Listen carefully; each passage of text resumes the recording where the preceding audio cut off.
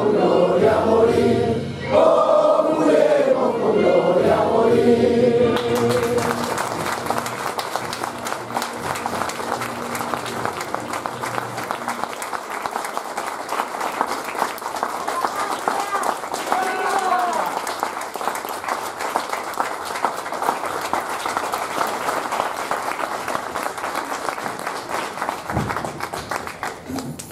Bueno, compañeros, compañeras, primero quiero agradecer por estar hoy acá cada uno de ustedes, queriendo participar en esta escuela de formación de cuadros políticos que es tan necesario para la política de la Argentina, empezar a sembrar esas semillas que tanto necesita nuestra patria.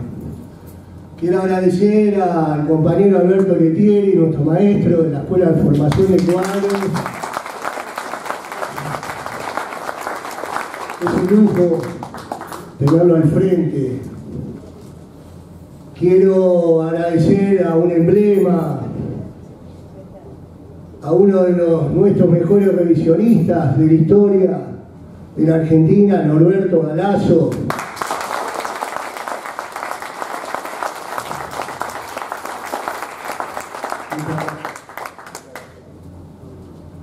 Compañeros, compañeras, estamos viviendo momentos muy difíciles, estamos llegando a la última curva y empezar a caminar los últimos 100 metros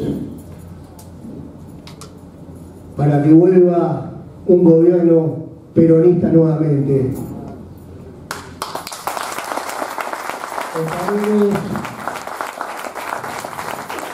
El problema no es si volvemos, el tema es cómo volvemos. Nos van a dejar un país en llamas, un país con un gran superávit fiscal, superávit comercial. Nos están llevando nuestros recursos naturales, nuestro mercado interno desastroso, el libre comercio. Están entrando los productos internacionales desmesuradamente. Están cerrando las empresas más importantes que hay en Argentina, las fábricas, las pymes.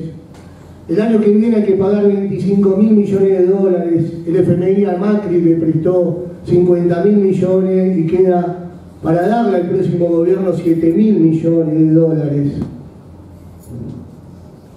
Muchachos, a Cristina cuando le dieron la banda presidencial se la dio Néstor Kirchner, con un gobierno y un país que tenía gemelos, tenía superávit gemelos, un país donde ya habían renegociado la deuda, un país que estaba totalmente estable. Lo mismo le pasó a Néstor Carlos Kirchner, que se lo da Duhalde, pero la economía fue empezando a desestabilizarse. Hoy, ¿quién va a agarrar este fierro caliente? ¿Quién va a agarrar este país en llamas? ¿Quién va a querer ser el Adolfo Rodríguez A? ¿Quién va a querer ser el Puerta? ¿Quién va a querer durar 6 meses o un año? Nunca se olviden que la clase media, cuando gobierna la derecha o la oligarquía, se calla la boca. Pero cuando gobierna un gobierno nacional y popular, un gobierno peronista, levanta la voz y ya quiere respuestas inmediatas, donde vamos a tener un medio de comunicación que va a tratar de buscar y hacer notar todos los baches económicos, va a hacer notar de la crisis profunda que está viviendo este país, donde ese medio de comunicación hoy hace un blindaje ante este gobierno. Si esto todavía no explotó, porque los medios de comunicación están trabajando para que esto no explote. Pero estos muchachos quieren que explote en un gobierno peronista. Entiendan que el primero que salga a gobernar este país después de Macri no va a ser fácil, no va a ser magia, va a ser muy, pero muy difícil. ¿Y quién va a cargar ese gobierno? ¿quién va a querer hacerse cargo de la patria en estos momentos? Por eso yo creo que hay que entender que en los momentos difíciles vamos a tener que tener a alguien que rompa los huevos para sacarle a los que más tienen, para darle a los que menos tienen, para volver a ponerle las retenciones al campo, a decirle a las bases militares que se vayan yendo, a volver a estabilizar el mercado financiero, a marcarle la cancha nuevamente a los sectores económicos, a empezar a trabajar dentro del mercado interno para darle dinero y ponerle dinero en los bolsillos a nuestra gente. Tenemos que, en estos momentos de crisis, son momentos de patriotas, son momentos de compañeros que entienden quiénes son los que están enfrente, con nombre y apellido, cómo hicieron el dinero, cómo llegaron hasta acá, quiénes son los banqueros que manejan el mercado financiero y quiénes son los que manejan el sector económico. ¿Quién es el que se quema primero para poder estabilizar al país? Y si no llegamos a las elecciones y hay un gobierno de transición, ¿estamos preparados?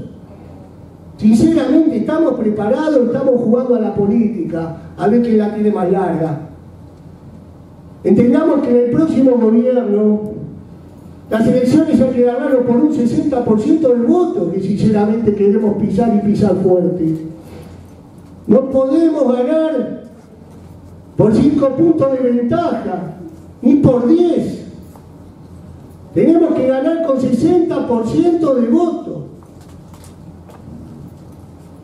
Y en estos momentos de crisis, el que agarra la manija primero, no me cabe la menor duda, que si tiene que ser un patriota, que sabemos que no va a negociar ni con los sectores económicos ni con los medios de comunicación, que podemos ir a dormir, apoyar la cabeza y dormir sin frazada, ese no me cabe la menor duda que Guillermo Moreno.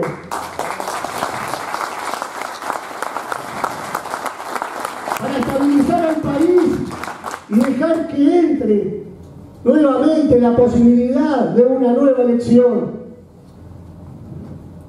donde todos los argentinos tengan una patria estabilizada y podamos ir a unas elecciones libres y simultáneas.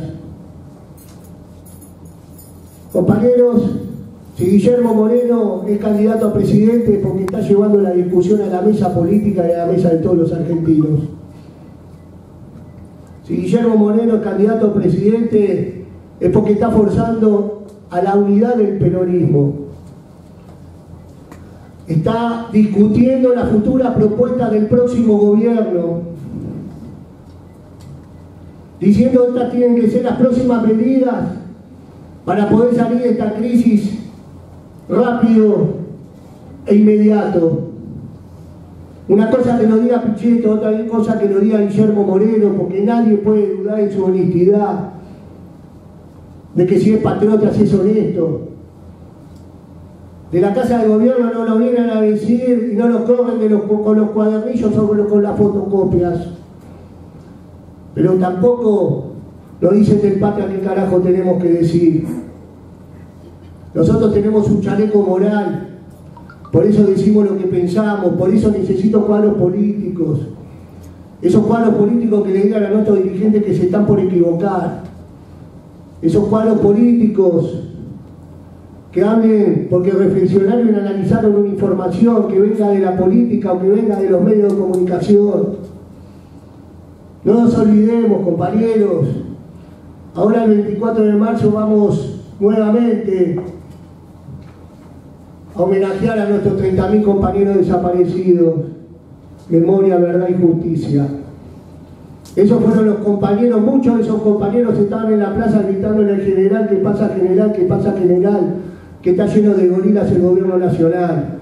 Muchos de esos compañeros viniendo del movimiento obrero organizado, otros venían de la guerrilla de la izquierda, sea de un lado del otro, pero cuando le tocó renunciar a la banca de diputados al general Perón, siendo presidente de los argentinos, y el general Perón, con 18 años de exilio, tomaron una posición y dijeron renuncio a la banca. Eran compañeros que sabían manejar un micrófono, que hacían de una información un análisis, una reflexión, que hablaban de patria grande, que hablaban de justicia social, de soberanía política, de independencia económica. Esos compañeros, cuando movilizaban miles y miles de compañeros, y no había internet, no había WhatsApp, no había celular, estaban convencidos, por eso estaban ahí. Necesitamos volver a esos viejos valores, a que nuestros compañeros no repiten la información, sino que la analizan. Porque esos mismos compañeros fueron los que se nos llevaron, y los que quedaron fueron los que nos dieron la posibilidad de volver a vivir una nueva década ganada. Porque fueron esos compañeros de los 70 que nos dieron la posibilidad a través de Néstor Carlos Kirchner de poder volver a creer en la política.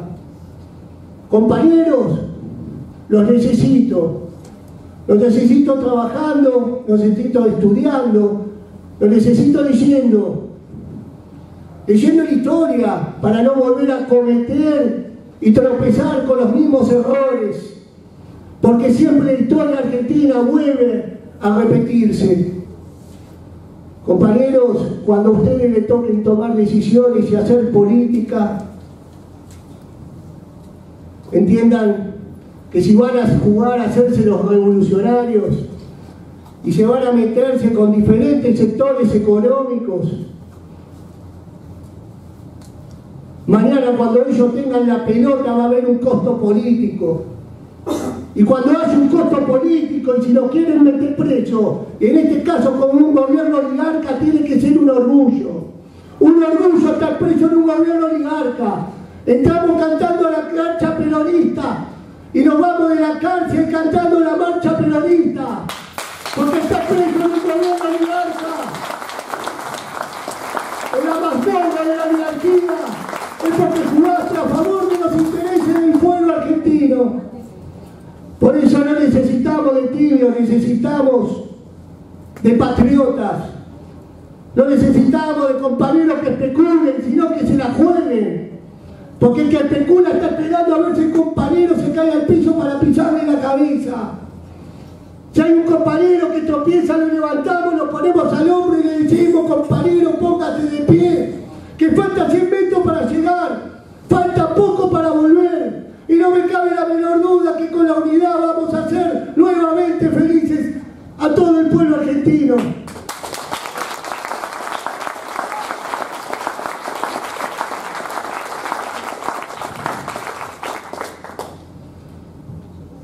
Guillermo Moreno le dejó un mensaje, ahora lo van a escuchar. Quiero que sepan que Guillermo Moreno jamás va a sacar el pie del plato. Cuando esté en juego los intereses de la patria, él va a tomar la decisión que tenga que tomar. Quédese tranquilo que sabemos que tenemos un compañero que cuando lo censuraron en un gobierno peronista y le pegaban de un lado, le pegaban en otro, lo demonizaban, él no podía hablar. Tenía una orden de no hablar. El tipo la bancó como un patriota, calladito la boca. Y juró ante la tumba de Néstor Carlos Kirchner que iba a cuidar a Cristina hasta los últimos días de su gestión, y así lo hizo.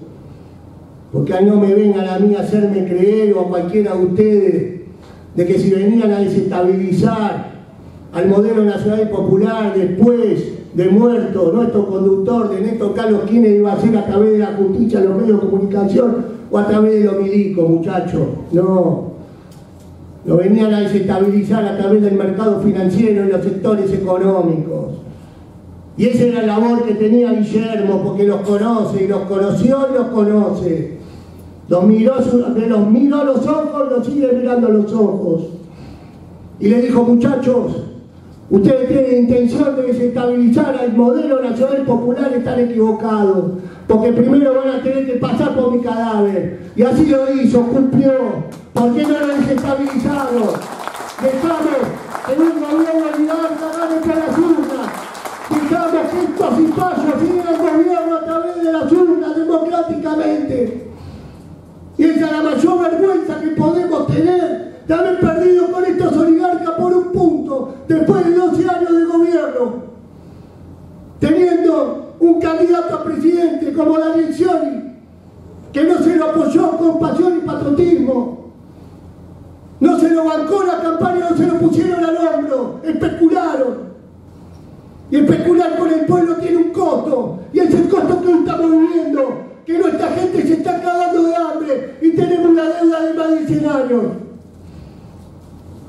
Compañeros, y volvemos mejores, volvemos hablando, volvemos levantando la bandera sin que nos bajen línea. Seamos nosotros, levantemos el bastón de mariscal y volvemos a ser felices a nuestro pueblo argentino. La bandera del peronismo son como la bandera de los barcos frente a los vendavales. Cuanto más las azotan los vientos, ellas más flamean. Nosotros, los militantes peronistas, somos como cada una de esas banderas. Cuando la oligarquía más azota al pueblo, nosotros más nos comprometemos. Muchas gracias, compañeros. Muchas gracias, compañeros.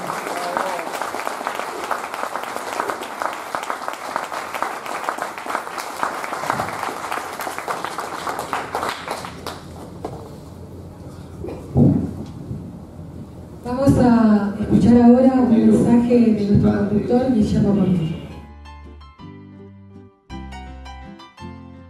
Compañeros participantes del segundo año de formación de nuestros compañeros como cuadros políticos de la causa, me alegra la continuidad.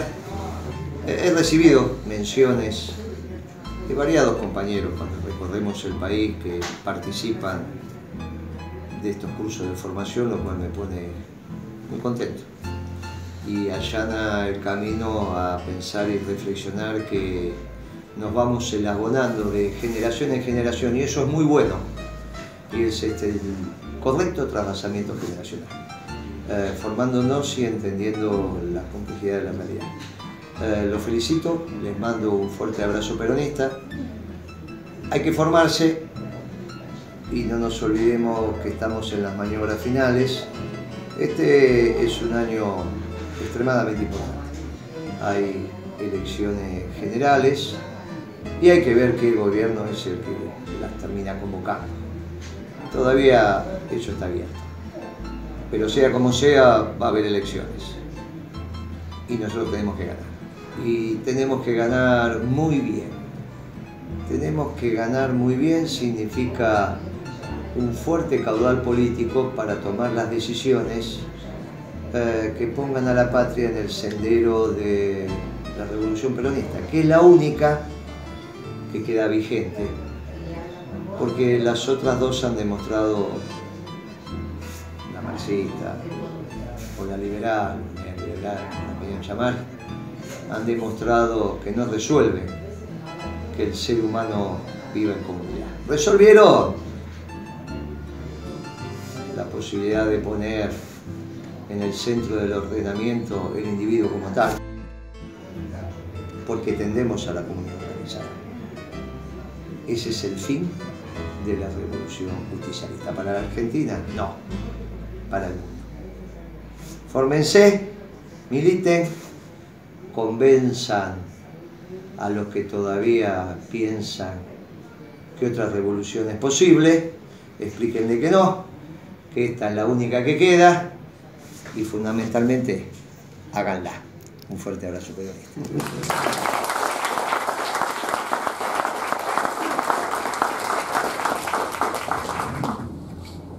Bueno, muy buenas tardes.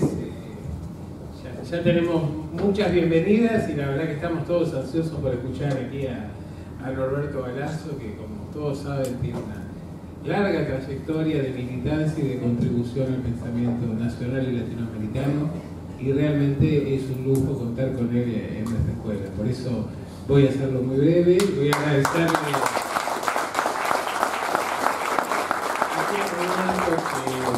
que nos acompañe en esta iniciativa de formación, algo que él ha cultivado a lo largo de toda su vida, y recomendando, la verdad, la lectura de sus textos, que realmente son muy esclarecedores y que conservan, yo no sé si lamentablemente, su actualidad, porque en nuestro país vivimos tropezando habitualmente con las mismas piedras y con los mismos impedimentos. Pero realmente creo que es realmente una visita de lujo y espero que podamos aprovecharla. Una larga lucha de los argentinos.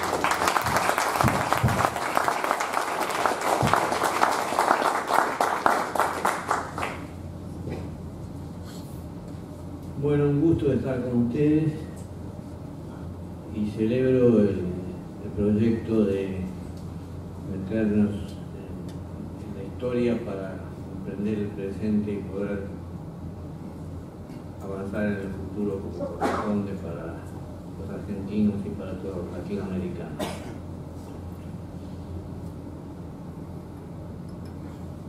Yo me voy a salir un poco del libreto, digamos, con algunas reflexiones que creo que pueden serles útiles. Voy a empezar por contar una anécdota. Cuando yo tenía 6-7 años, hace como miles de años atrás,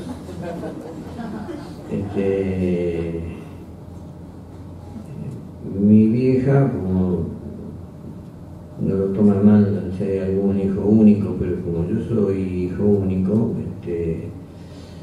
entonces para no dejarme, al decir hijo único, admito los caprichos, el individualismo, las macanas que uno hace porque cree que el mundo gira alrededor de uno, pero bueno.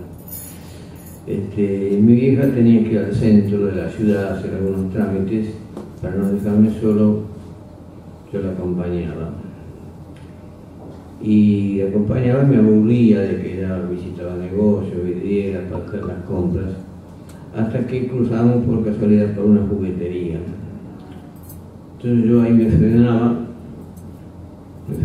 y duramente quedaba mirando las vidrieras y apuntando con una claridad meridiana al juguete más caro que había en la vidriera.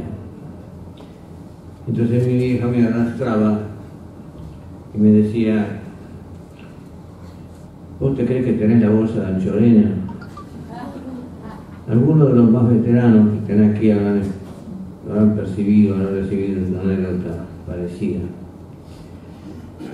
Y al poco tiempo concurría un cumpleaños de un primo mío, y claro, como hijo único y caprichoso y vanidoso, me puse al lado de la torta con las 6 o 7 velitas que tenía mi primo y pretendía apagarlas yo, que no eran que homenajearlo.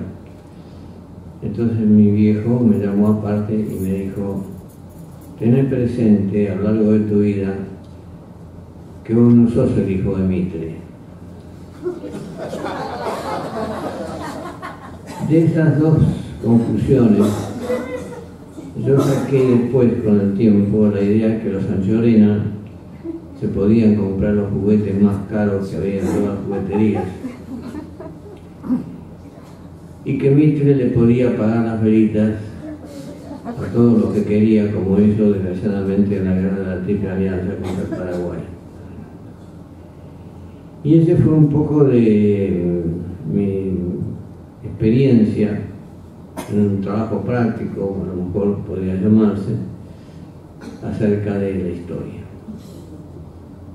Después, con el tiempo, me enteré que los Anchorena tenían 1 millón de hectáreas en todo el país, y que Mitre era el presidente del Partido Nacional, el jefe de la historia argentina, el dueño del diario de la Nación, que todavía sigue castigándonos a pesar de todo el tiempo transcurrido. Y de allí un poco mi inquietud por la historia, partiendo de esa base de que la unión de los Anchorena, que eran los estancieros, y los mitristas, que eran los comerciantes, importadores y exportadores del puerto de Buenos Aires, había implicado en Argentina la conformación de una oligarquía muy poderosa, que a lo largo de la historia hizo el tremendo trabajo de dominar a las clases medias.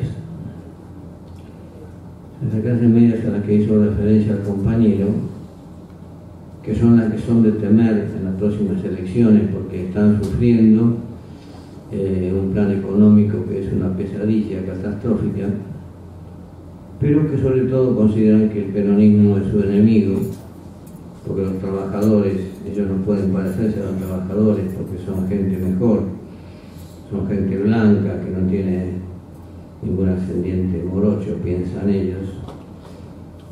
Entonces, en toda esta situación difícil que vivimos, pienso que hay que arbitrar una lucha frontal, decidida, para desmitificar todas las mentiras que la gente de clase media se cree viendo TN, leyendo La Nación, leyendo Clarín, escuchando a los periodistas vendidos de casi todos los canales de televisión donde excepcionalmente se puede escuchar alguna noticia. Y en ese terreno creo que puede ser de cierta utilidad hacer una incursión más o menos breve sobre historia y política. Historia, por supuesto, se sostiene en dos columnas.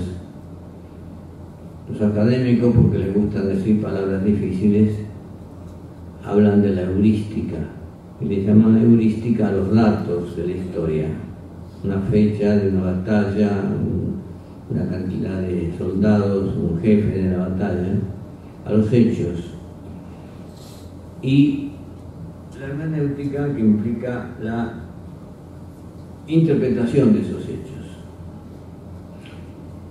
Entonces, en cuanto uno se introduce un poco en estas cuestiones, se da cuenta que la historia liberal, es decir, la oligarquía, nos ha trampeado muchas veces en la heurística, ha omitido la vuelta de obligado durante mucho tiempo, que cuando yo iba al colegio ni se mencionaba, y ha modificado muchos datos de la historia. Pero que si uno es atento puede zafar de esas trampas. Lo más difícil es zafar de las trampas de los intérpretes de la historia, porque al interpretar la historia, cada historiador pone de por medio su concepción de la vida y del mundo, es decir, su ideología. Entonces yo digo, a veces le digo a las maestras, y no les cae muy bien, aunque las maestras de esta época son mucho mejores, más combativas que las de la época en que yo era pequeño, que cuando van a dar clase de historia no digan mañana vamos a dar clase de historia, sino digan vamos a dar clase de una historia, de una interpretación histórica, que es la que nos impone el Ministerio de Educación y la que nos imponen los nombres de las calles. Rivadavia, que es la segunda avenida más larga del mundo, por ejemplo, lo cual indicaría que fue un prócer extraordinario y fue un vendepatria. O Bartolomé Mitre, que está acá cerquita también, que como decía Obermansi, se dejó un diario de guardaespaldas a la nación para que la defienda siempre. Y entonces, bueno, lo que uno llega a la conclusión es que es imposible una historia objetiva, totalmente objetiva, sino que es conveniente conocer qué es lo que piensa el historiador, cuáles son las tendencias con las cuales se analizan los hechos. Esto lo dijimos mucho tiempo. El profesor Alperín Dongui no tomó la réplica de esto hasta que poco tiempo antes de fallecer, porque uno cuando tiene la parca cerca se pone más veraz y ya entonces dice las verdades, reconoció en un reportaje del diario La Nación que todos los historiadores somos tendenciosos, que no podemos evitar tener una visión del hecho. Algo así como cuando se produce un choque entre un auto particular y un colectivo, donde el auto particular sale diciendo negro de mierda al chofer del colectivo, a lo mejor la culpa la tuvo el del coche particular, pero lo ve desde su perspectiva, y el colectivero lo ve desde la perspectiva que no tiene que pelearse porque se la van a echar a la empresa. Bueno, entonces, de esta cuestión,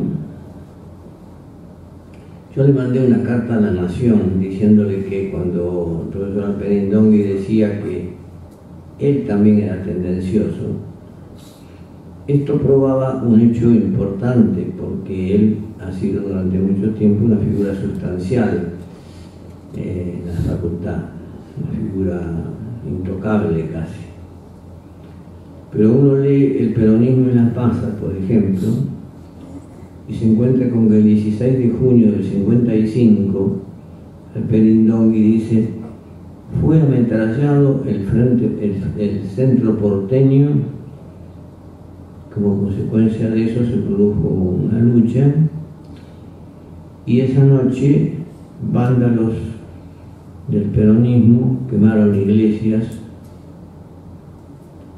y no dice absolutamente que hubo casi 400 muertos o más, según algunos periodistas hubo más de 1000. Es decir, entonces el criterio de él lo expone en ese reportaje: yo tengo los hechos, selecciono de los hechos los que más me gustan. Como no le gustaba decir que habían bombardeado al pueblo argentino en una cosa tremenda, que no se produce normalmente en ningún país, de que aviones del propio país bombardeen a la gente en tal número, entonces esto era evidenciaba de que sí era tendencioso. Bueno, como estamos en un país donde la libertad de prensa se proclama pero no se ejerce, yo le mandé una carta a La Nación diciéndole que me diese un derecho a réplica sobre este hecho, y que me agradaba mucho que el profesor admitiera que él era tendencioso, como somos todos, yo me incluía también como tendencioso. Y La Nación me dijeron que no podían publicar la carta porque el reportaje se había hecho en el suplemento Enfoques. El suplemento Enfoques no publica cartas. Entonces, lo que podían hacer ellos es publicar la carta en el cuerpo del diario, pero resulta que la gente que lee el cuerpo del diario no lee el suplemento Enfoques, entonces no iban a entender nada. Por lo cual, lo que me ofrecían era un reportaje. Como yo he ejercido a saltos el periodismo, junto con la historia, de una manera no profesional, porque yo soy egresado a la Facultad de Ciencias Económicas, le comenté que sí, que podía aceptarlo siempre y cuando lo hiciéramos por correo electrónico, con las preguntas de ellos y las contestaciones mías, y al mismo tiempo se publicara la carta al lado de eso. Entonces me dijeron que eso excedía las posibilidades del periódico, porque La Nación, lógicamente, está al servicio de la nación, entre comillas, ¿no? Que es de la antinación.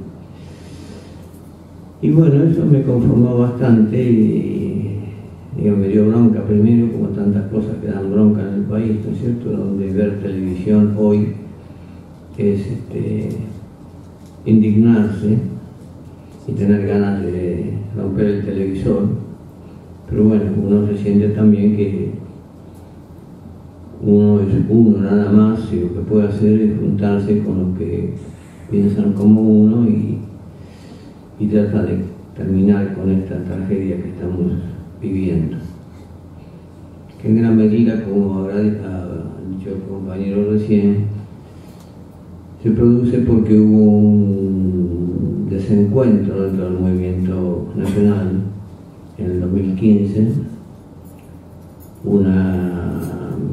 factores que conozco realmente, pero no hubo la suficiente militancia como para derrotar a un señor que lo único que tenía en su haber, como Mauricio Macri, eran 200 juicios por distintas trampas, que ahora dice que a pocos días que murió el padre dice que en realidad las trampas las hacía el padre y que no tenía nada que ver, lo que no habla muy bien de su moral. Pero bueno, de ahí en adelante se me ocurrió que dar una charla sobre historia exigiría hacer una revisión muy rápida de las distintas corrientes historiográficas que ha habido en la Argentina. Porque cuando los Anchorena y los Mitres se juntan y la oligarquía se consolida, como todo sector que se consolida, ¿no es cierto?, y hace su pacto con los ingleses y convierte al país en una semicolonia inglesa hasta el 17 de octubre del 45,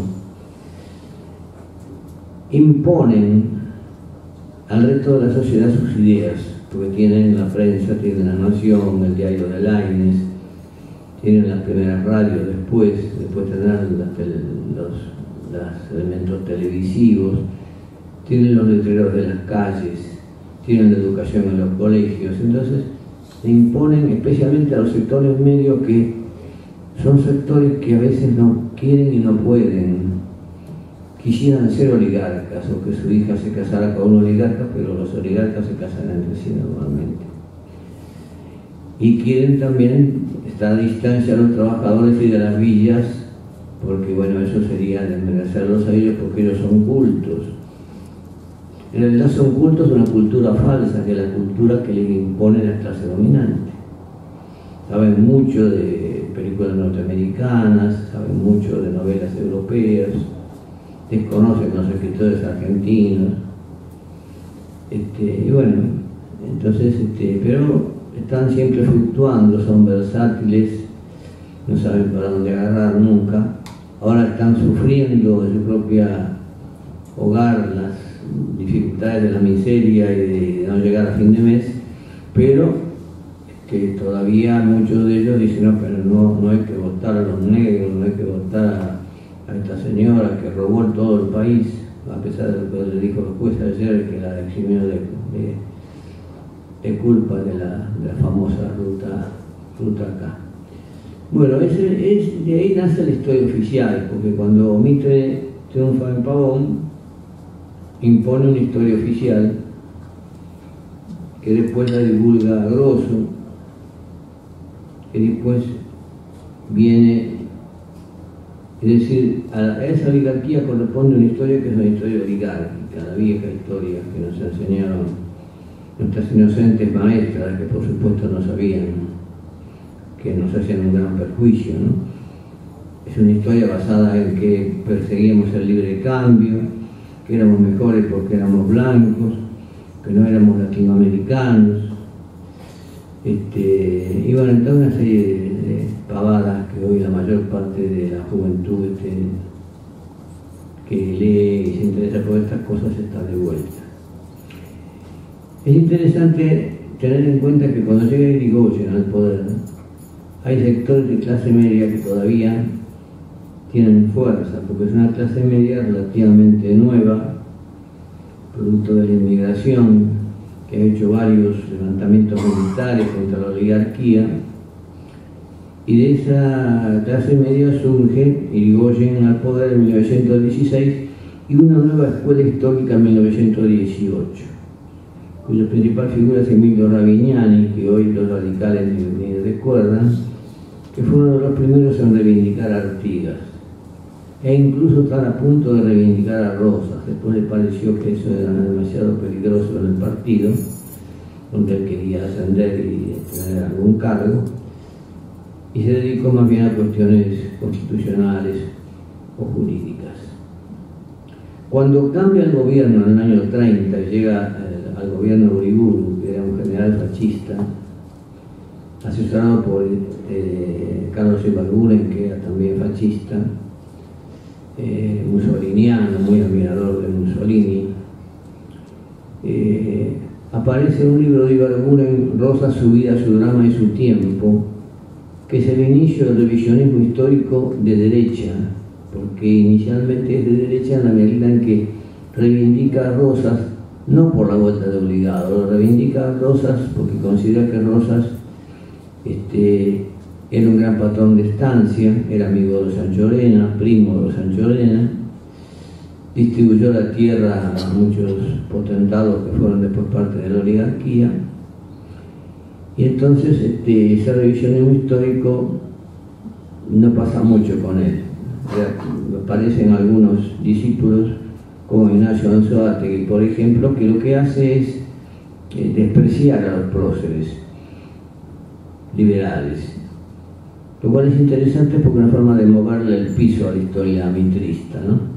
Dice, por ejemplo, Alberti dijo gobernar es poblar, y se quedó soltero. Sarmiento importó a la Argentina 3 plagas, dice: los italianos, las maestras y los gorriones. Eso eran las maestras por las maestras de aquel tiempo, ¿no? Bueno, se gozaba con eso Anzoátegui, pero no puede tomárselo en serio.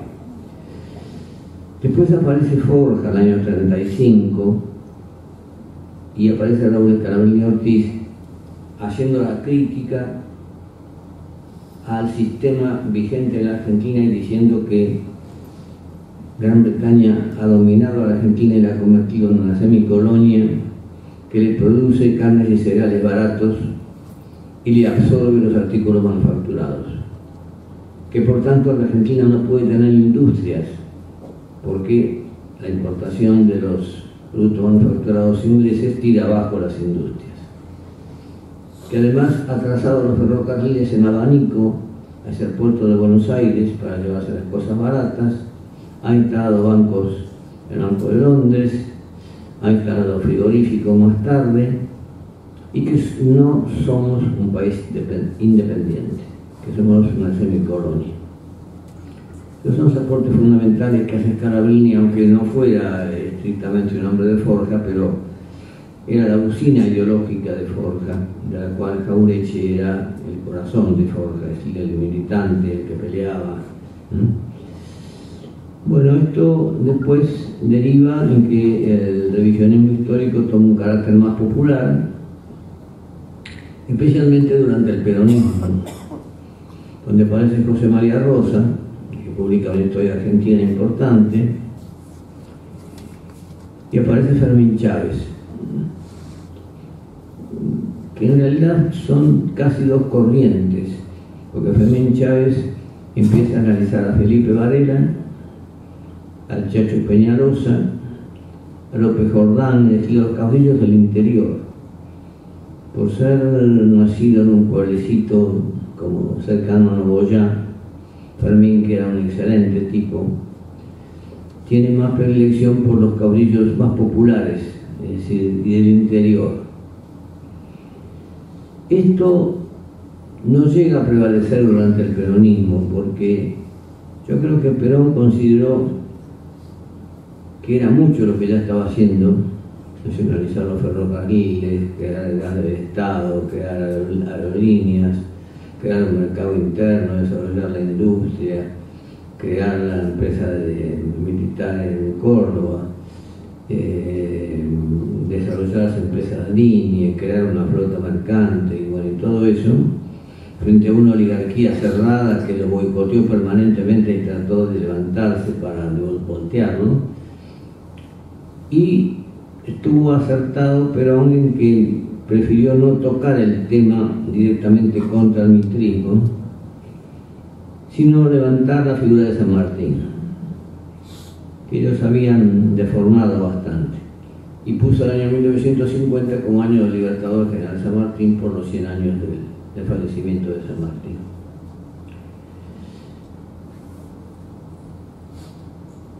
Hubo algunas expresiones de disidencia con la vieja historia, pero no fueron demasiadas, aunque Perón después escribiría un libro sobre historia.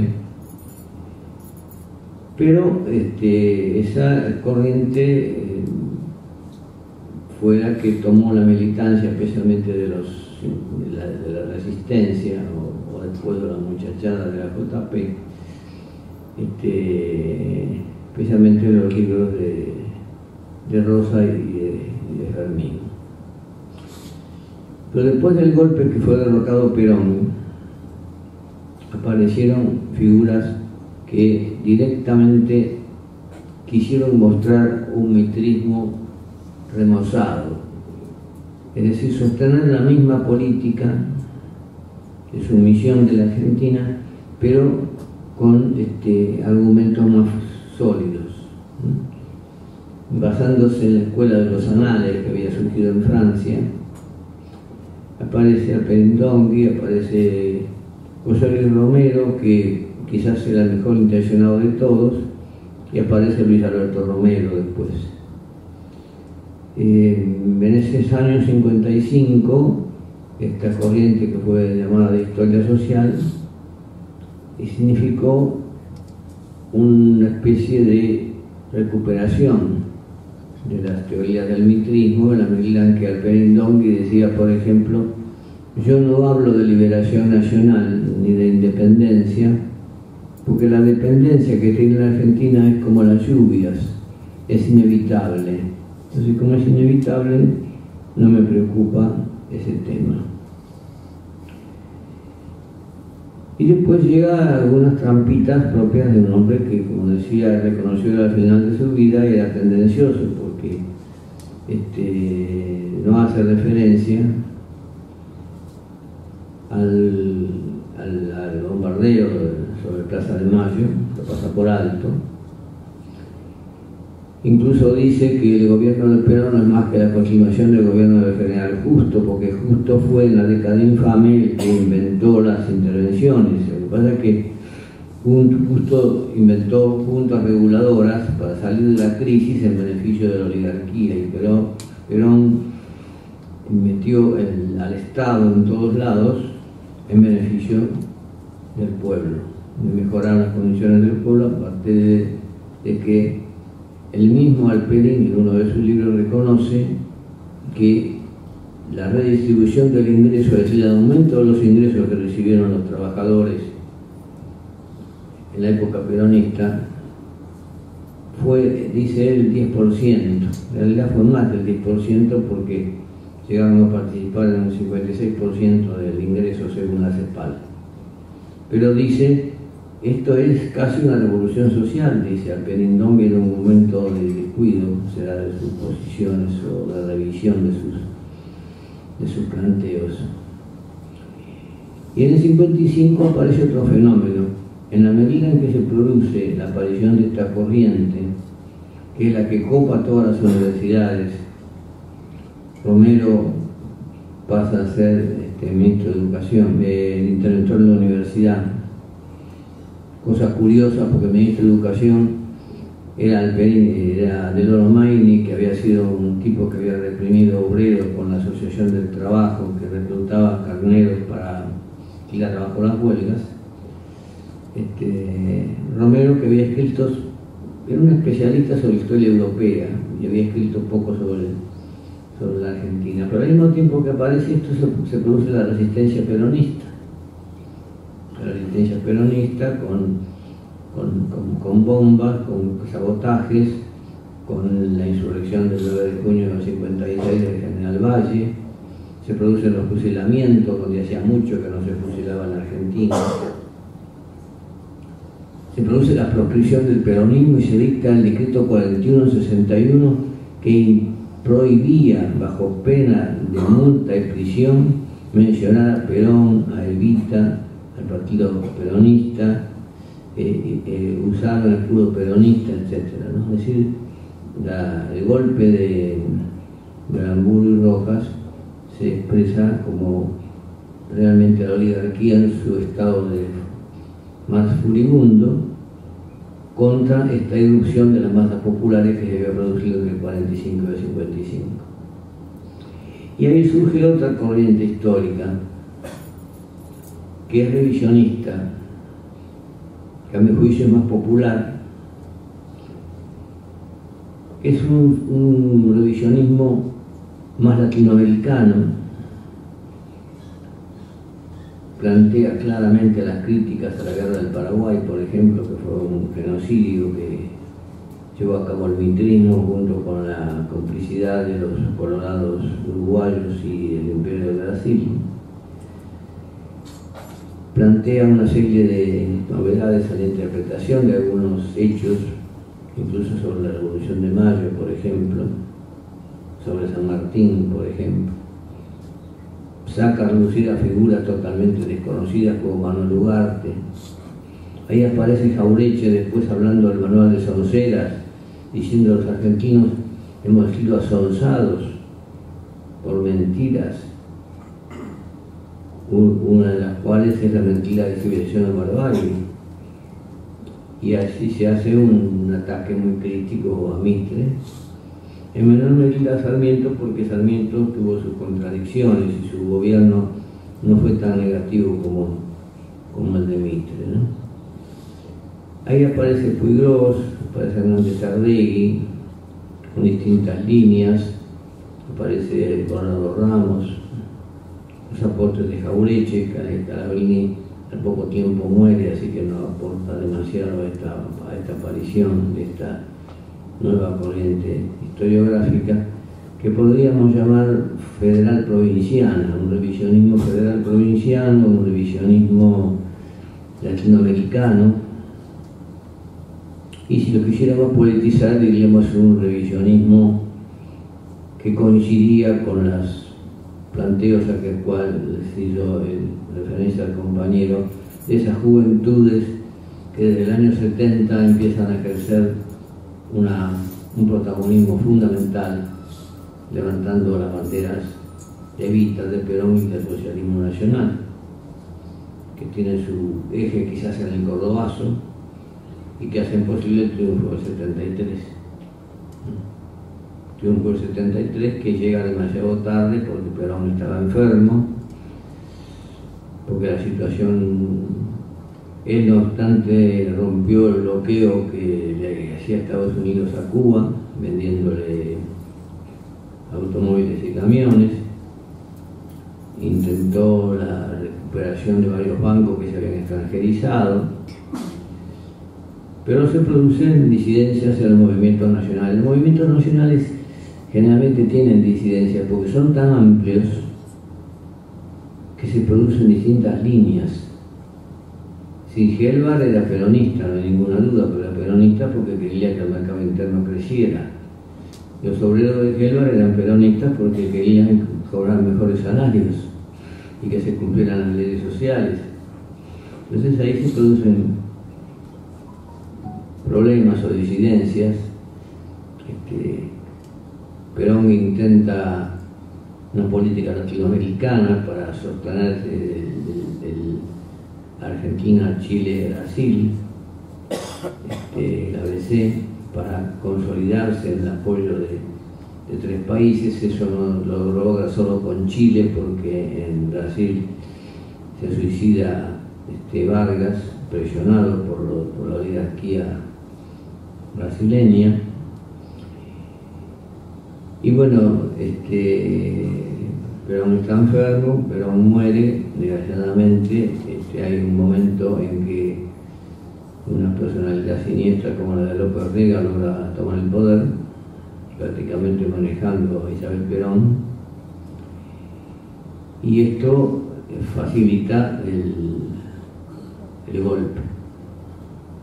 Después de 18 años de prescripción, el peronismo había vuelto al poder y había vuelto planteando la recuperación de los valores nacionales, la semejanza del 45, las tres banderas que son propias del peronismo.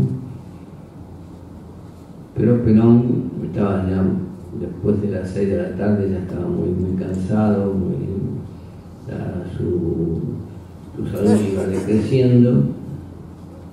Y además las disidencias internas del movimiento, por incomprensión quizás de unos y de otros, es una historia esta que todavía no está dilucidada claramente, impide la fuerza para que pueda esto continuar. Entonces se produce una dictadura siniestra, 30.000 desaparecidos, y en esa dictadura aparece un nuevo grupo económico, varios nuevos grupos económicos, que ahora es interesante recordarlos, porque esos nuevos grupos económicos, uno de los principales es el de Franco Macri. Bulgeroni, Pérez Compán, Soldati, unos cuantos, pero Macri es uno de los principales que consiguen, a través de Cavallo, que la dictadura ellos que privatizan todo, consiguen que les estatice la deuda que ellos tienen con el exterior. Es decir, la deuda externa que esa empresa de Macri, Sogma, y todas las demás, tenían con el exterior. Y consiguen que se lo estatice, que significa volcar sobre el pueblo argentino las deudas de todas estas grandes empresas. La Nación, que sabe más por vieja que por sabia, publicó un artículo diciendo que al lado de la clase dominante, del establishment tradicional, de los Sanchorena, Ayerza, Martínez Dios y todos los conocidos de esa minoría oligárquica dueña de las mejores estancias que les robaron al gaucho y a los indios, a los pueblos primitivos, que al lado de eso ha surgido un grupo nuevo de industriales que están vinculados al extranjero, que son empresas que se están transnacionalizando, que hacen negocio con el extranjero. Fíjense que Franco Macri en ese momento está intentando un negocio con Trump.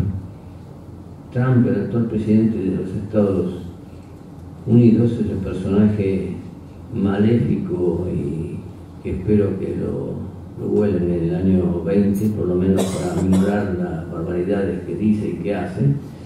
Trump hace un negocio con Franco Macri para un proyecto inmobiliario en la isla de Manhattan. Y crece Macri, que después llegará a ser intendente o jefe de gobierno de la ciudad de Buenos Aires, y que llega a ser un tanto popular por ser presidente de Boca Juniors, y que de eso tengan la culpa los boquenses, por supuesto.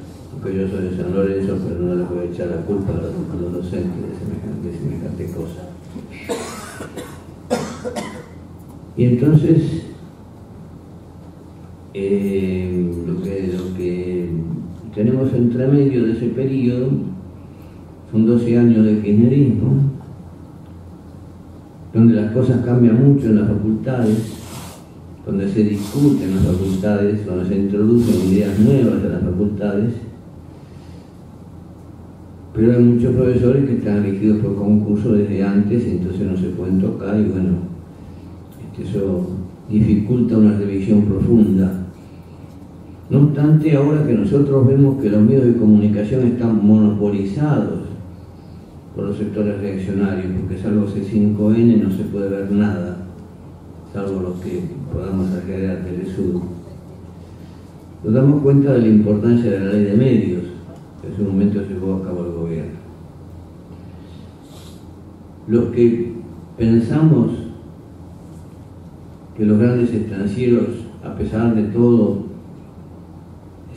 están privilegiados por las devaluaciones que les permiten vender a precios muy altos sus mercaderías, mientras los salarios los siguen percibiendo los jornaleros de pata al suelo. También debemos recordar que el intento del 2008 de modificar las retenciones móviles fue un intento de quitarles un dinero importante a la oligarquía y trasladarlo al pueblo para que mejorara sus ingresos. Quizás no se hizo bien, quizás no se recurrió a una metodología correcta, pero había esa intención. Lo cierto es que a eso se suma una crisis económica mundial que perjudica mucho, aunque la Argentina se defiende bastante con los repros, por ejemplo, donde el gobierno paga parte de los sueldos para que no se eche gente. Y todo eso lleva a que el peronismo después del 74, y esto yo creo que hay que admitirlo, si bien tiene una gran fuerza en las bases y lo mantiene en los corazones y en el afecto, porque es el periodo en el cual los argentinos pudimos vivir y gozar mínimamente de la vida, cosas que no nos permitieron ni la década infame ni los gobiernos de los demás señores que tuvimos, como Onganía y todos ellos. No tiene las características del peronismo de Perón.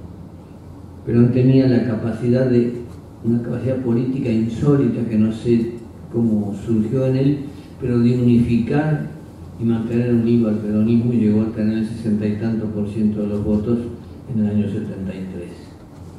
Entonces nos encontramos con que este gobierno se cae, este gobierno está en agonía. Cuando Macri se pone nervioso porque se ve preso ya, porque se ve que no tiene solución. Porque el principal fabricante de todas las mentiras, que es Stornelli, lo agarraron con las manos en la masa gracias al tonto de D'Alessio, que es muy inteligente, pero que cuando viene a allanarle un juez, él cree que es el juez de Lomas de Zamora. Entonces él le dice: no, espere, yo voy a hablar con Macri, voy a hablar con Patricia Bullrich, voy a hablar con...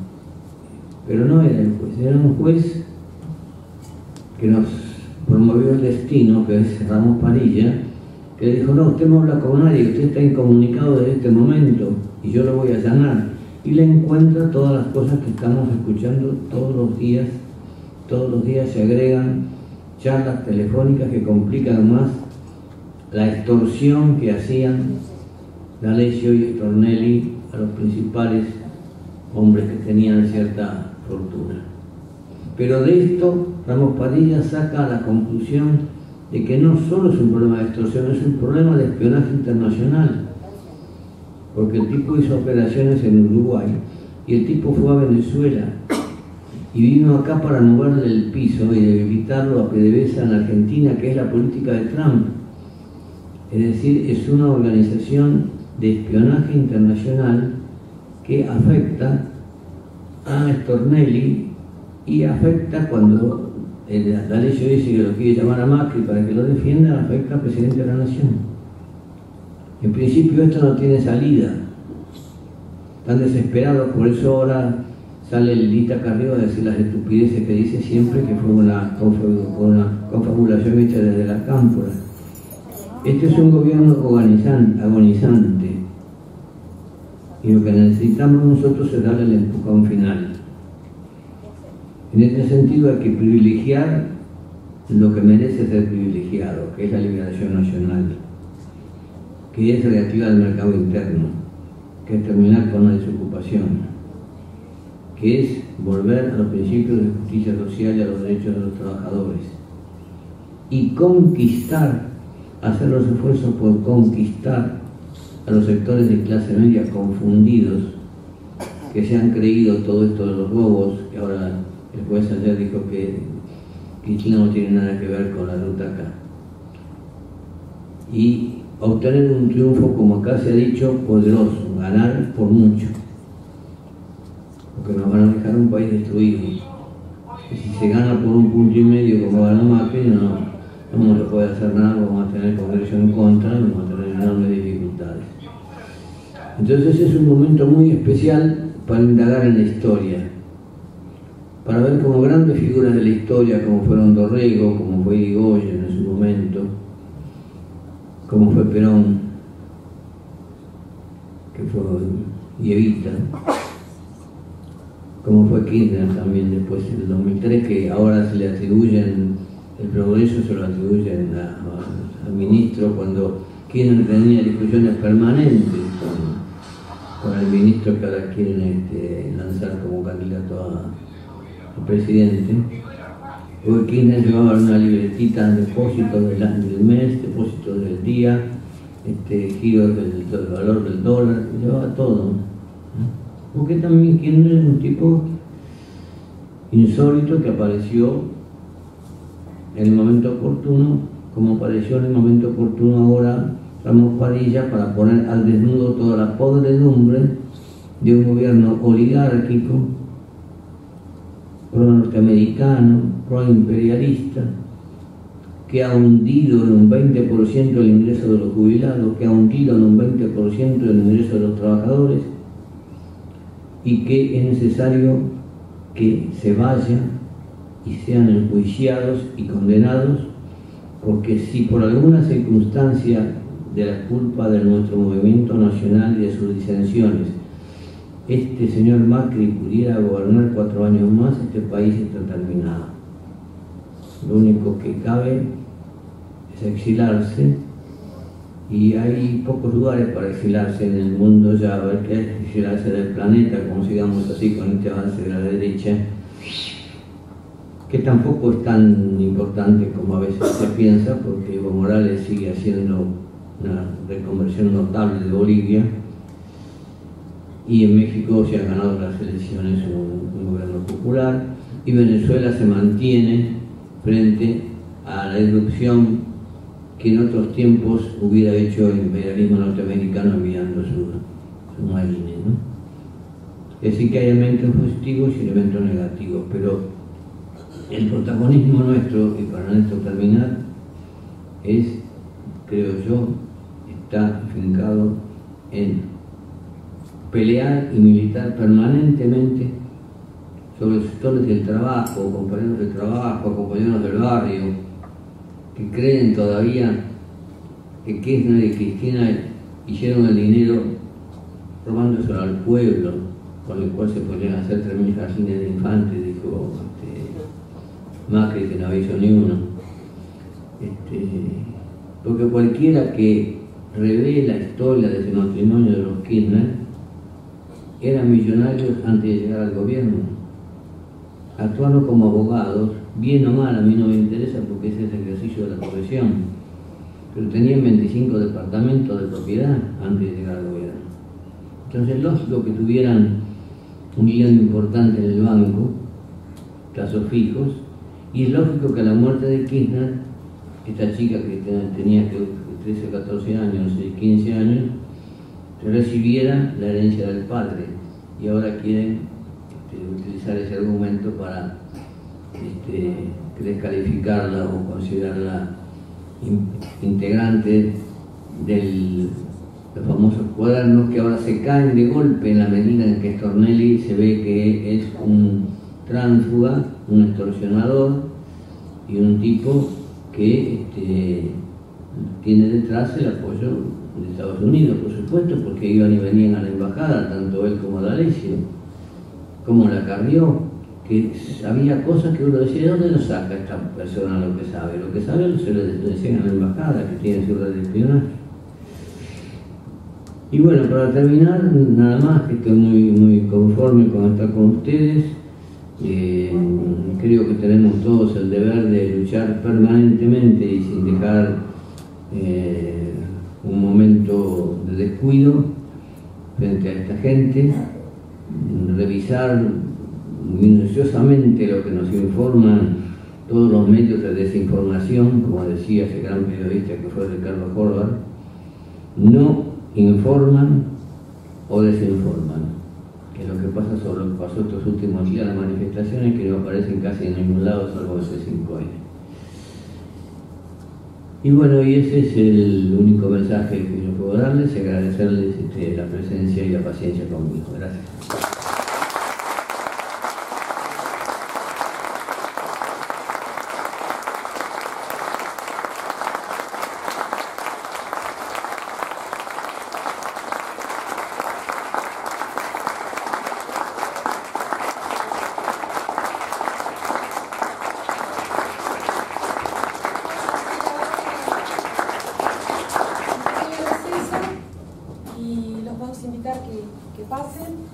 Tenemos acá unos libros para sortear, se están vendiendo las rifas ahí en el saloncito del BREF. Y después del BREF vamos a hacer una apuesta en común, si quieren hacer alguna pregunta para la reflexión final, y después vamos a sortear los libros. Bueno, hablo yo con una pregunta y después les paso el micrófono. micrófono. Yo quería saber cómo usted ve la perspectiva electoral de este año que estamos atravesando. Quizás se me pueda criticar de ser demasiado optimista, pero yo creo que el Movimiento Nacional va a ganar en primera vuelta. Wow.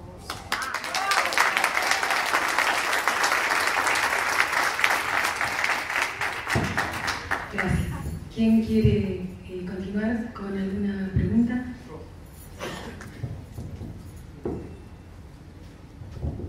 Profesor, después de que seamos gobierno, ¿qué hacemos con los medios de comunicación?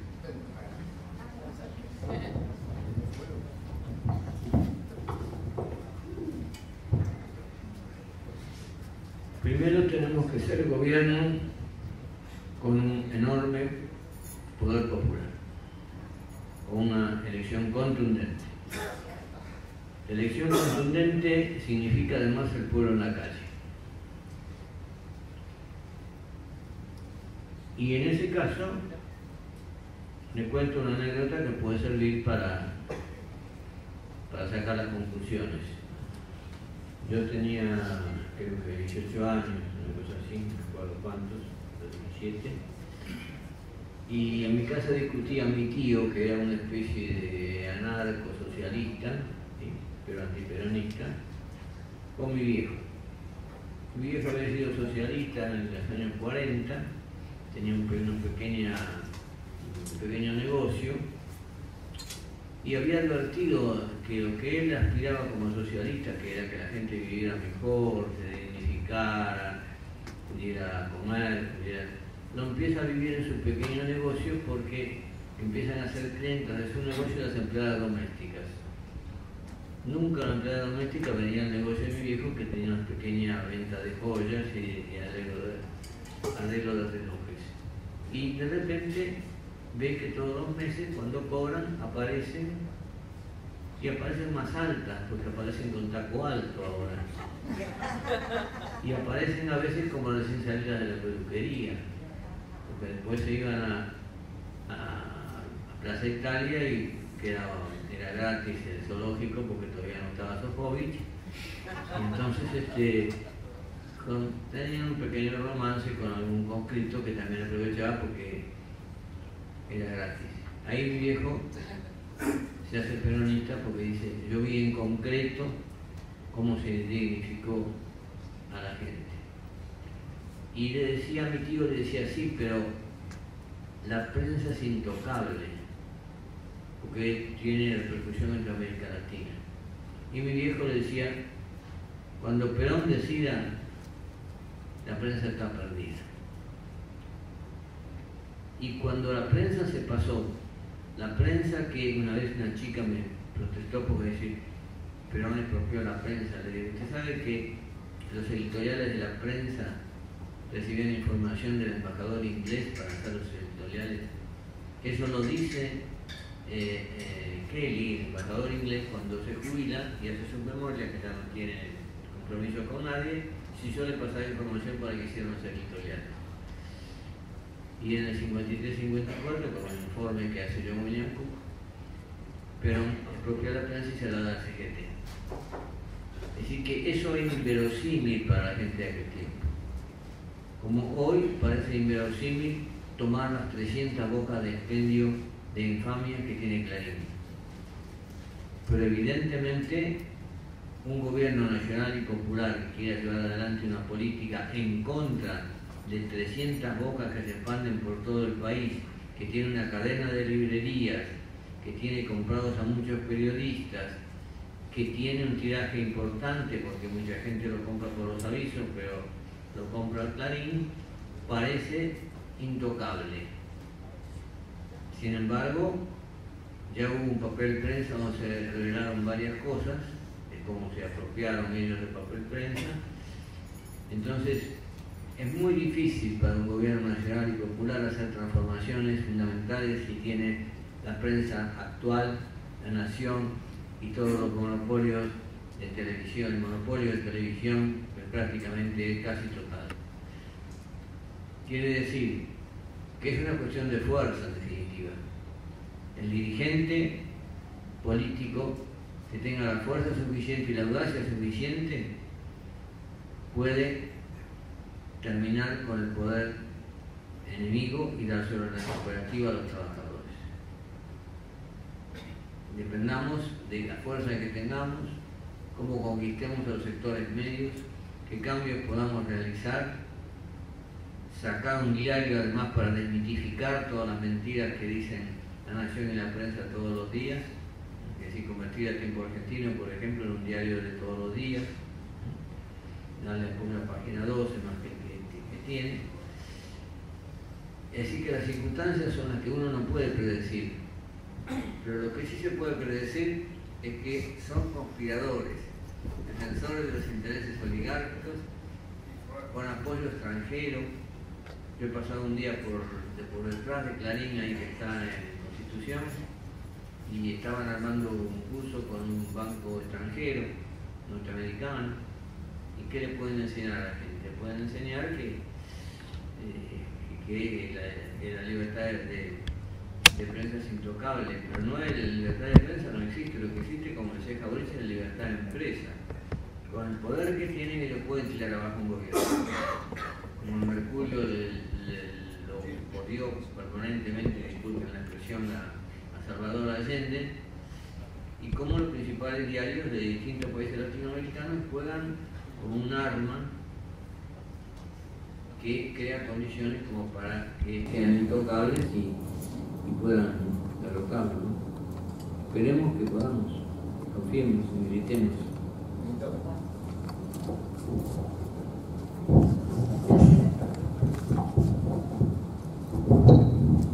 Bueno, Roberto, le hice una pregunta.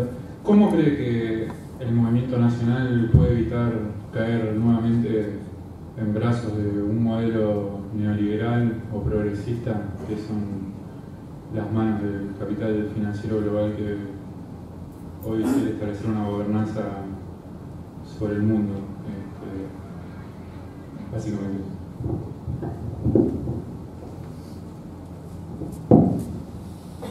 Los movimientos nacionales son fundamentales porque no se puede enfrentar el poder oligárquico en ningún país de Latinoamérica si no se junta la mayor parte de la población.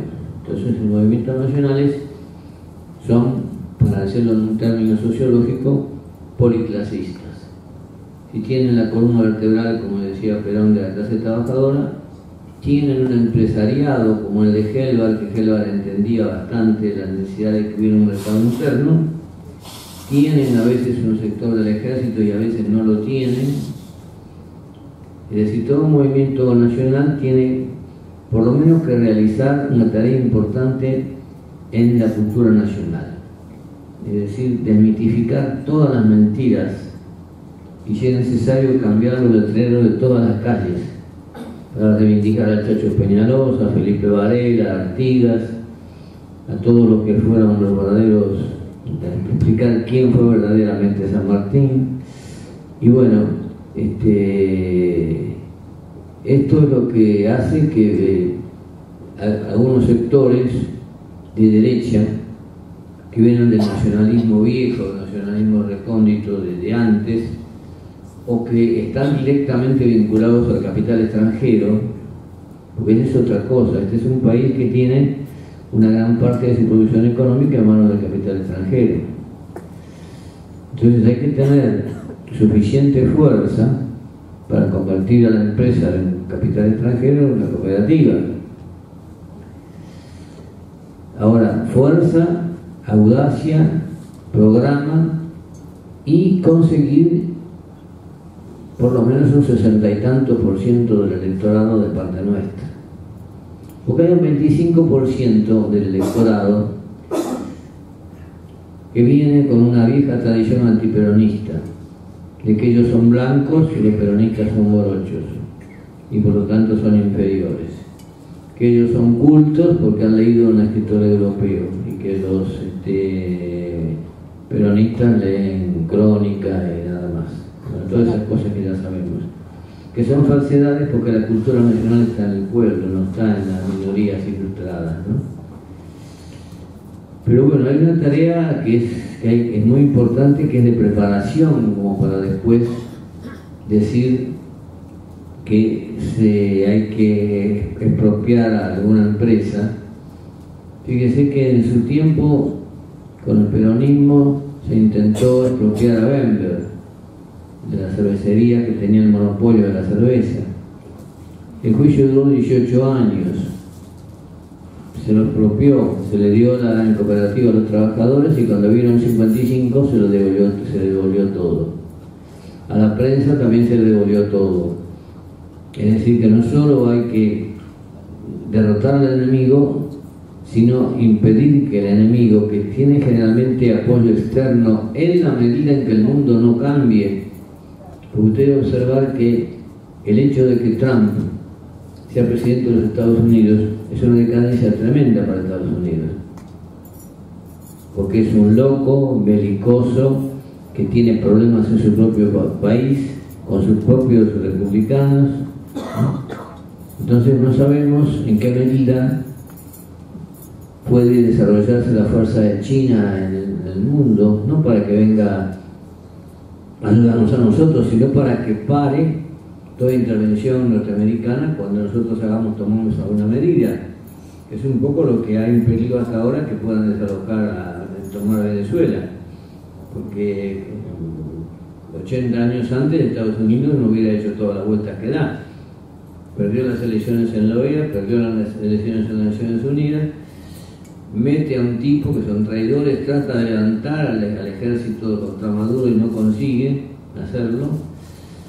Entonces quiere decir que la situación es distinta, pero tienen que darse muchas condiciones internas y externas para hacer posible que no nos ocurra lo que nos ocurrió con Menem, que cuando Menem llegó al poder, al día siguiente lo tenía a Macri, recibiéndolo al viejo Macri, lo tenía a Lafortabat, lo tenía a Pérez Compán, y Macri en su libro de memorias, es interesante porque es la historia hecha por el propio enemigo. Macri en su libro de memorias dice que ellos le impusieron al primer ministro Roy, uno que murió en una semana porque tuvo un ataque cardíaco, le impusieron al segundo ministro de Economía, Rapanelli, y que cuando Rapanelli no encontraba solución, dice, yo mismo le dije, dice Macri, a Menem, cuando terminó la entrevista, hay un hombre que es clave para nosotros, que usted tiene que designar, Domingo Felipe Cavallo. Es decir, manejaron el poder, porque Menem no tuvo, aunque era un tipo dicharachero y tenía apoyo en La Rioja y todo eso, no se puso los pantalones y le dijo, ustedes son empresarios, dedíquense a las empresas, el que gobierno soy yo.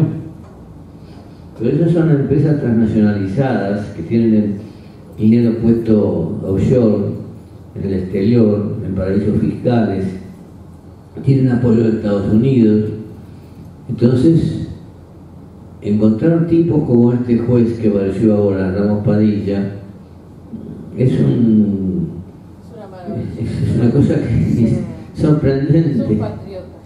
Es una cosa sorprendente, imprevisible. Como fue la aparición de Kirchner en su momento, porque decíamos, ¿qué hacemos ahora que se produjo el 2001? Y bueno, aparecen a veces esa figura porque el pueblo la reclama y si el pueblo le da apoyo, hay muchas cosas que parecen imposibles que son posibles. Yo por lo menos confío en eso.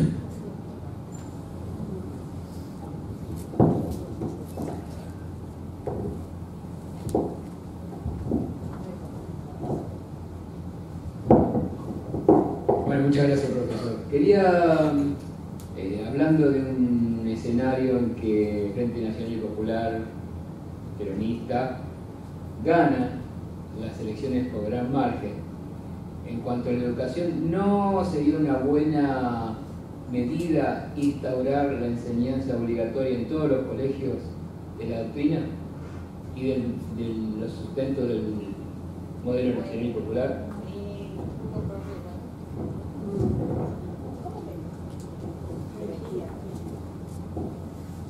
Yo creo que bastaría para para tratar todos los temas, por ejemplo, abrir el debate. Si usted le dice a los chicos, como comenté yo hoy acá, que hay 7 corrientes historiográficas, que le hagan hacer un estudio, que se tomen 4 chicos estudien uno, 4 chicos estudien otro y que hagan un informe. Y lo mismo, hacerles estudiar economía en serio, porque la economía que sustenta a Macri es la economía que ya no funcionó hace 3 siglos. Es de la escuela clásica, cuando aparecen los primeros economistas. Generalmente imponer una doctrina trae cierta resistencia, especialmente en los sectores que creen que tienen que repetir determinada cosa, ¿no es cierto? Pero sí imponer cosas básicas. Un banco central no puede manejarse desde el exterior. Un banco central tiene que tener el poder de ser un banco central como el que tenía Perón, que tenía nacionalizada toda la banca. Los depósitos bancarios estaban en manos del Banco Central. Entonces, los bancos tenían que hacer los préstamos a donde indicaba el Banco Central. Y eso es beneficioso. Esas cosas sí hay que decirlas y explicarlas por qué son beneficiosas. ¿Por qué es beneficioso que el país tenga una flota mercante? Que nunca tuvo flota mercante, entonces los ingleses imponían los precios. Con el peronismo se llegó a tener la 10ª flota mercante del mundo. Y después ahora vino el menemismo y todo lo demás y no tenemos muy pocos barcos, ¿no? Pero en cierto sentido coincido con usted parcialmente, jugando un poco con la discusión y un poco también con la formación, especialmente en los niveles secundarios y terciarios, porque si en el nivel terciario se le enseña a Adam Smith, y Adam Smith es lo que aplica Macri, se hace muy difícil después. Hay que enseñar a distintas corrientes, bien, polemizar y bueno, y en función de eso yo creo absolutamente se va a imponer la verdad y las experiencias, ¿no? Por ejemplo, mostrarle la experiencia que ha tenido Bolivia últimamente, ¿no? La experiencia que tuvo Guatemala en su momento antes de ser intervenida por los yanquis. Lo que dice usted es lo ideal, pero hay que ver si tácticamente conviene. Y hay que pasarle por arriba los oligarcas. Los oligarcas, usted no sé si recuerda que Puigros, cuando tomó la universidad, dictó una resolución por la cual Roberto Aleman no podía dar clase más en la Facultad de Derecho por ser un representante de una empresa extranjera. Eso es muy positivo. No puede ser que los representantes de empresas extranjeras o tipos abiertamente corruptos tengan dando clase en la Facultad de Derecho. Eso ahora sí. A eso. Sí, eso hay que hacerlo. Una preguntita más.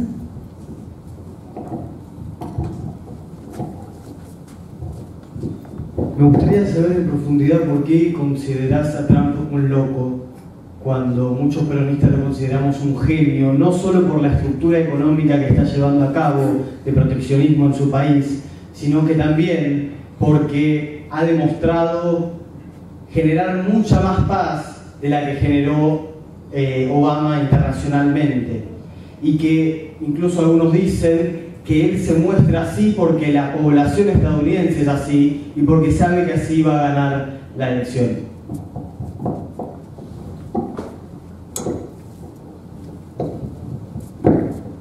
Bueno, decir un loco es lo primero que se me ocurrió. Por prudencia al auditorio también, porque se podría decir otras cosas. Pero es el brazo del imperialismo. Es mi enemigo.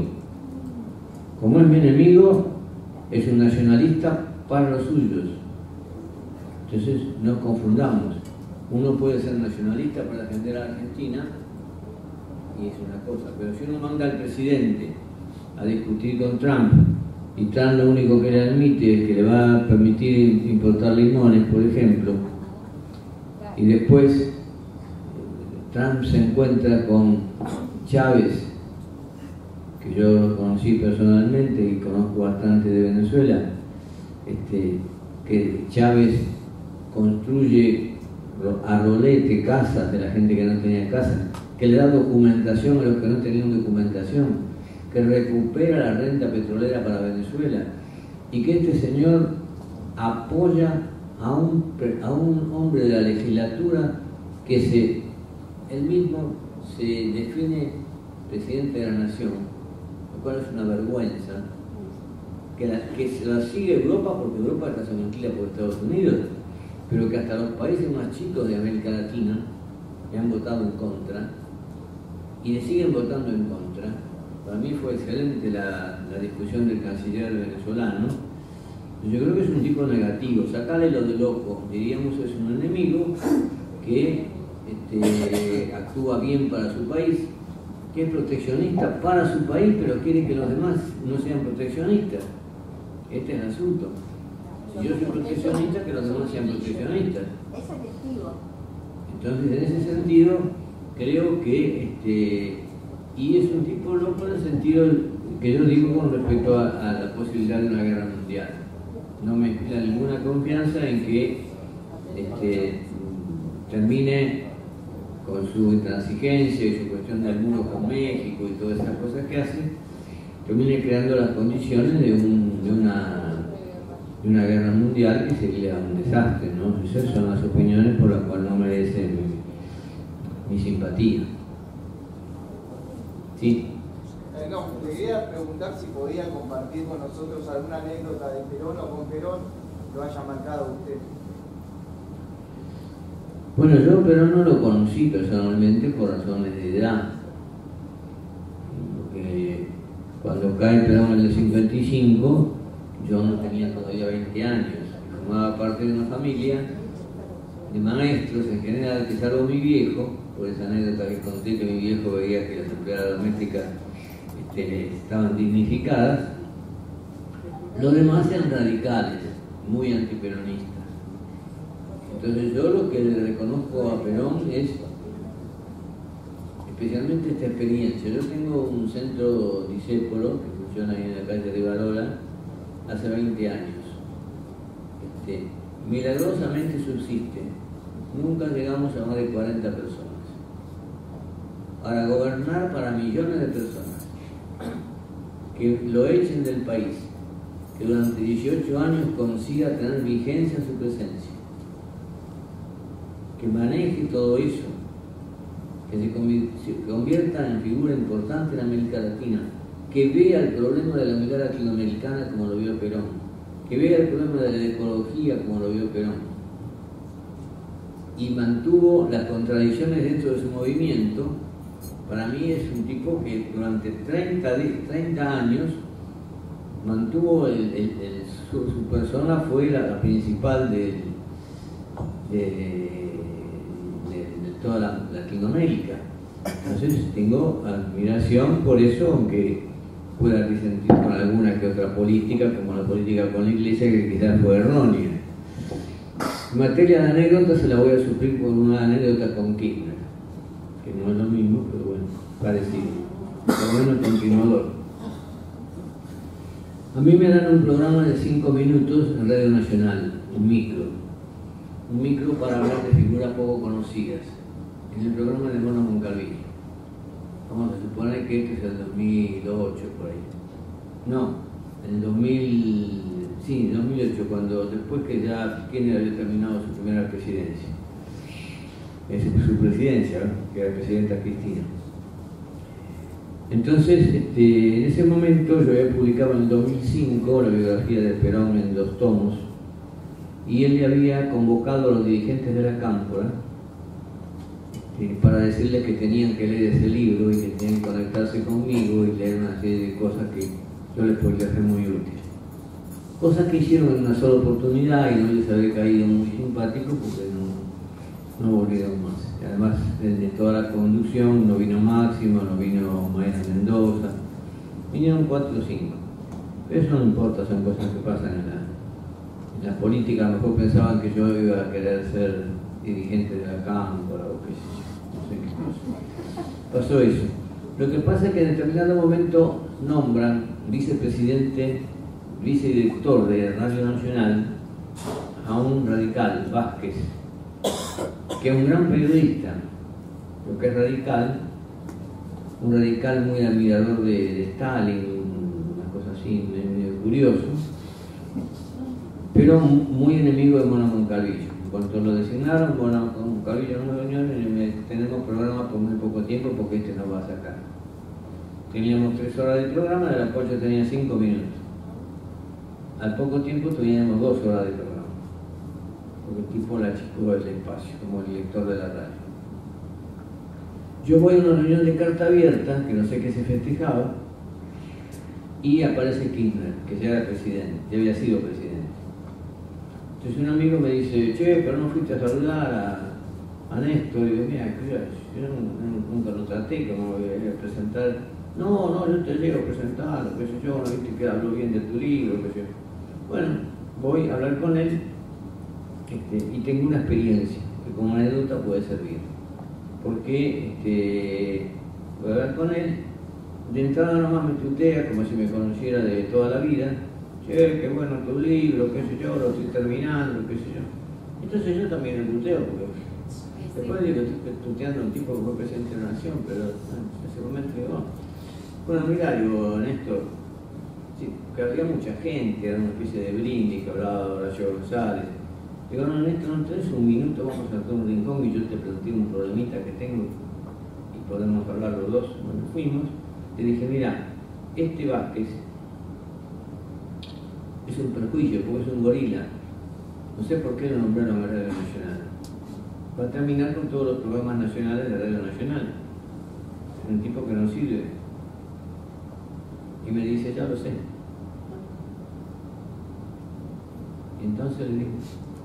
Y entonces que yo fui con Cristina a visitarlo a Alfonsín, que estaba muy enfermo, y Alfonsín nos pidió por Vázquez, porque Vázquez estaba sin trabajo. Y nosotros nos comprometimos a dar el trabajo en Radio Nacional. Esta es la razón. Luego no te preocupes, de un modo u otro se va a resolver. Bueno, digo, esperemos que sí. Chao. Cuando termina la reunión y la gente se dispersa saliendo para la calle, justamente en el pasillo donde yo voy a salir, sale Néstor también.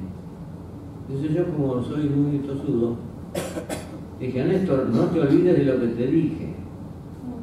Y él, con una velocidad que revela al político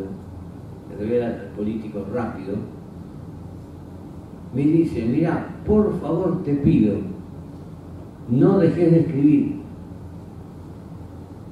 Y entonces yo, claro, un tipo como presidente de la nación que me dice no dejes de escribir, me satisfago, me pongo todo contento, me voy, camino 2 o 3 cuadras. Después lo que entiendo es que me dijo, metete en tus cosas. Eso es lo que me dijo. Dijo, zapatero a tus zapatos. El que tiene que decidir sobre Vázquez soy yo. Eso es lo que me quiso decir. Después me dio bronca, después que me dio bronca dije, no, en realidad es un político. Porque otro hubiera hecho otra excusa, me hubiera dicho, no, dentro de poco, no, él me dijo así, me tiró un elogio y me paró completamente de todas las cosas, y ahí quedó las cosas. Si eso te sirve como anécdota.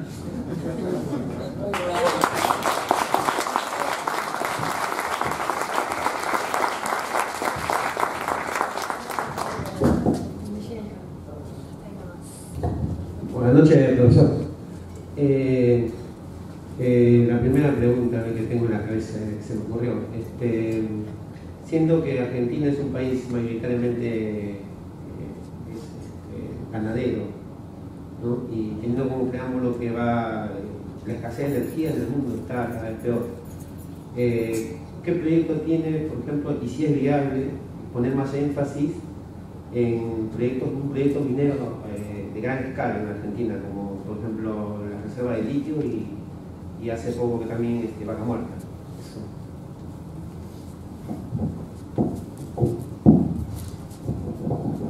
Sí, absolutamente de acuerdo. Argentina fue siempre un país minero que no explotaba la minería porque estaba subordinada a la política inglesa. la política inglesa no permitía que tomaban concesiones de casi toda la precordillera, porque en la cordillera hay minas del lado de Chile que explota el cobre y que venden cosas importantes, y del lado argentino las únicas minas son las de la calle Florida. No se explotaban. Entonces, Luciano Catalano, un sabio, recorrió toda la precordillera. Encontró litio, encontró tungsteno, encontró wolfram, encontró qué sé yo, todo lo que encontró. Yo estuve en la casa de él, un galpón enorme como este, con todas piedras en todos lados, calificadas. Nadie me hace caso. Esto hay que explotarlo, me decía el tipo. Solitario, radical además. Un radical en la línea un poco de León, no sé si recuerdan León chaqueño, que era medio nacionalista. Bueno, cuando Menem abre la posibilidad de la explotación, la entrega totalmente, sin ningún control, a algunas empresas como la Barrigol. Pero lo que se trata es de explotarla en beneficio de la Argentina, explotar la energía. La Argentina nunca tuvo energía hidroeléctrica hasta la época de Perón, hasta el 48 más o menos. ¿Por qué? Porque los ingleses querían vendernos carbón para las usinas eléctricas de Argentina fueron siempre a base de carbón, porque el carbón venía de lastre en los barcos donde se llevaban las carnes cereales y traían artículos manufacturados y carbón de lastre. Entonces no querían dejar de vendernos carbón de lastre porque no sabían a quién venderse. Entonces había una especie de prohibición de explotación. Perón es el que pone en marcha Río Turbio, como los militares cercanos a Perón son los que ponen en marcha Zapla para la producción de acero. Juan Sabio ya desde la época de Perón, aunque Sabio ya había fallecido. Pero bueno, todo eso depende de la soberanía que tenga el país. Lo que vos decís es perfectamente lógico. El país tiene que trabajar el litio, trabajar todo lo que sea la producción de acero de Somisa, que la terminaron privatizando. ¿Quién la privatizó? La ingeniera Alzogaray, la hija del ingeniero Alzogaray. Y bueno, y con asesoramiento de Ricardo Sin. ¿Quién fue Ricardo Sin? El tipo que provocó el Rodrigazo, que provocó un tremendo despelote, desde los precios se fueron al demonio y la gente se puso nerviosa y fue por primera vez que la clase trabajadora fue a protestar a la plaza contra Isabel.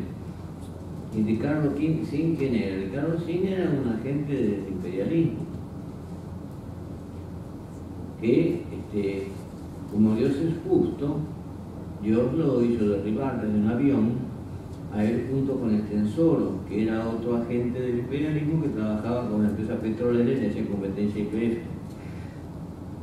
Murieron los dos, que los tengan en todo lugar, que respondan. Pero bueno, todo en el fondo está en la soberanía. Si hay bancos, tienen que los bancos apoyar a esas empresas. Zapla la privatizaron también. Una política es la privatización de la empresa privada, que es la política que predica el Fondo Monetario Internacional. Ahora, ¿qué hizo Kirchner? Agarró 9.600 millones de dólares, se lo pagó al Fondo Monetario Internacional y dijo, bueno, ahora se van los inspectores.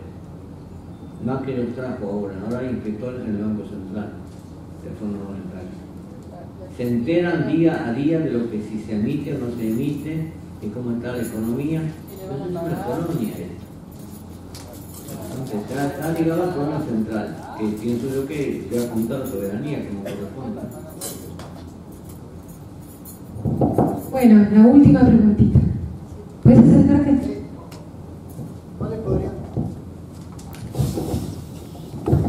¿Cuáles podrían ser las principales influencias en el pensamiento de Perón?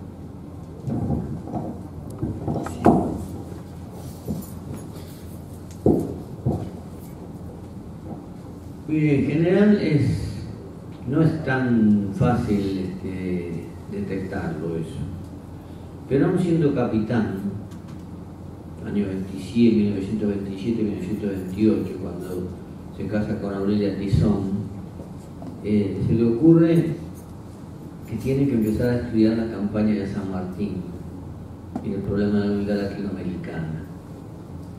Mientras los demás militares se ocupaban nada más que de los desfiles y de algunos negociados de la época aquella, Perón revelaba ahí que apuntaba certeramente a una figura que tenía la idea de que había que desarrollar el país y unificar la América Latina. Ahora después Perón fallece la mujer, la primera mujer, y él se va a Europa. Y en Europa recibe los cuadernos de Forja. ¿Por qué? Porque Homero Mansi, el autor de tangos, el poeta, por sobre todo un poeta, se había mudado a un edificio en la calle Godoy Cruz creo que dice Santa Fe, una cosa así, porque quedaba cerca del hipódromo, porque el punto débil de Mansi era el hipódromo. Y allí encuentra el mismo edificio a dos coroneles que casualmente se llaman, uno de ellos se llama Sarmiento y otro se llama Facundo, una cosa así, una cosa muy curiosa. Y entonces cada vez que Forja sacaba un volante, o sacaba un cuaderno de Forja, o alguno en el escrito de Scalabrini, se lo mandaba a Perón, que estaba en Europa.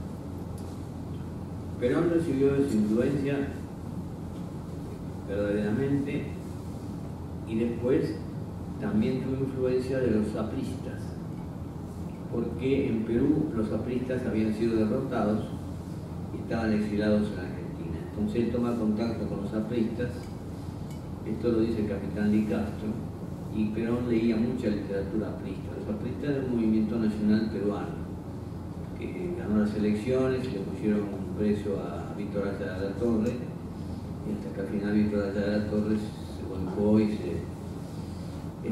se quebró y pasó a ser pro-yanqui durante la guerra, y después vino una guerra rebelde con García y otras cosas, pero ya nunca fue como eso.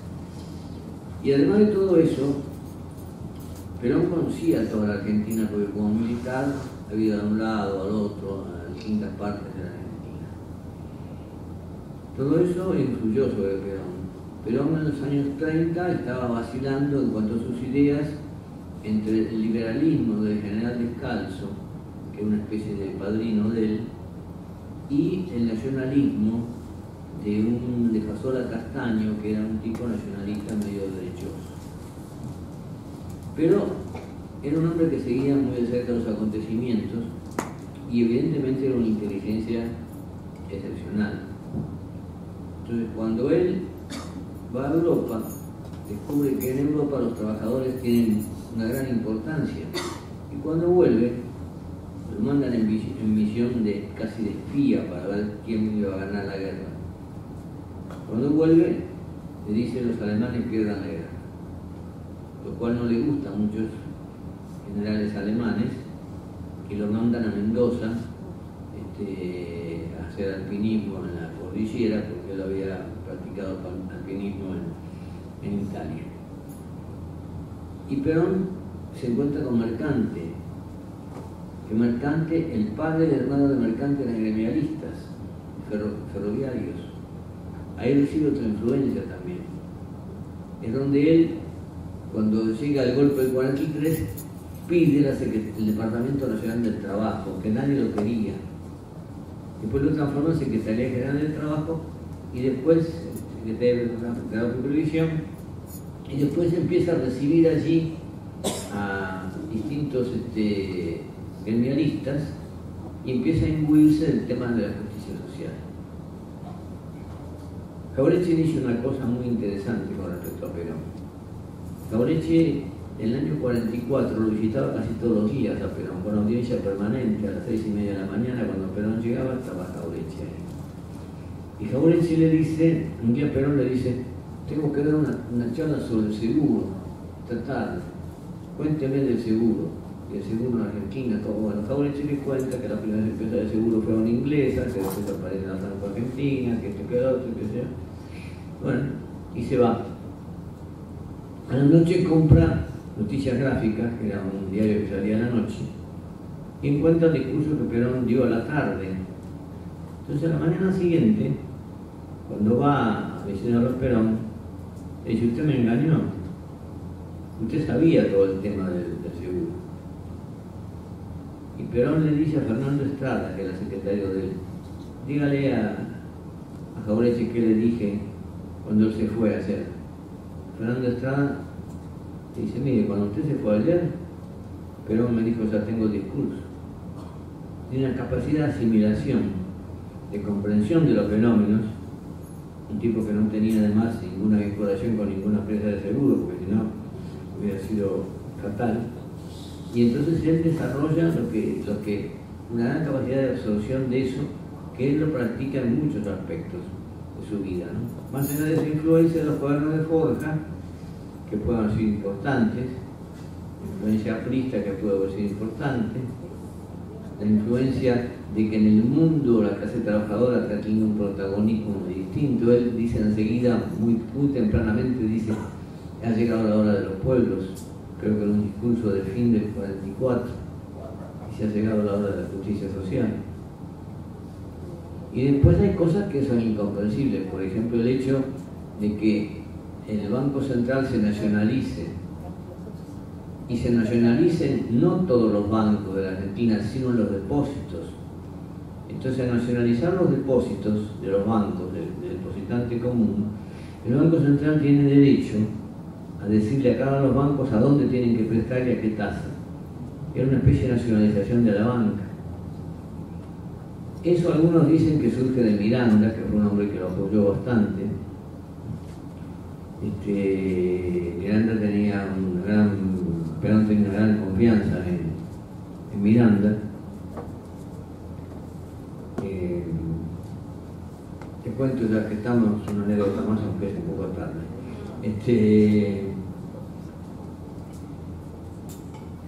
Miranda era el hombre que manejaba la economía al principio, en 46, 47, 48, después en el 50 renuncia. En una reunión de gabinete, alguien hace mención al Plan Marshall. Plan Marshall fue cuando terminó la guerra y Estados Unidos le empezó a prestar a Europa para que Europa le comprara sus productos, porque Europa había quedado arrasada y Estados Unidos no había tenido lucha bélica en su territorio, lo había apoyado, pero... Bueno, entonces alguien habla del Plan Marshall y un ministro le dice: general, Perón, ¿por qué no nos dice qué es el Plan Marshall? Entonces Perón le dice: Miranda, usted que es capaz de sintetizar las cosas, ¿por qué no le explica lo que es el Plan Marshall en 2 minutos? Así seguimos con el tema que estamos tratando. Y entonces Miranda le dice: bueno, supóngase que es un chico que juega muy bien a las bolitas. Entonces va a la esquina, encuentra a otro chico y juegan a las bolitas, y le gana. Se van a encontrar el otro día, aparecen otros chicos del barrio, y este vuelve a ganar. Al tercer día le vuelve a ganar. Y al cuarto día se encuentra con donde va, los chicos le dicen: no podemos jugar, no tenemos bolitas. Entonces él le presta bolitas para poder seguir jugando, que es lo que hizo Estados Unidos, le dice Miranda. Esas cosas nosotros las recogimos en un folleto diciendo que había que terminar con el Fondo Monetario, y en determinado momento decíamos que en realidad lo del Fondo Monetario es una cuestión de bolitas, pero en otro sentido, ¿no? Bueno. Muchas gracias.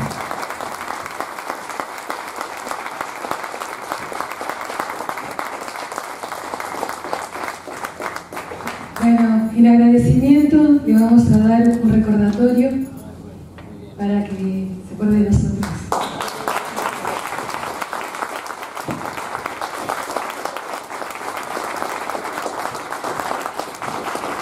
Muchas gracias y ahora vamos a hacer el sorteo. No se vayan.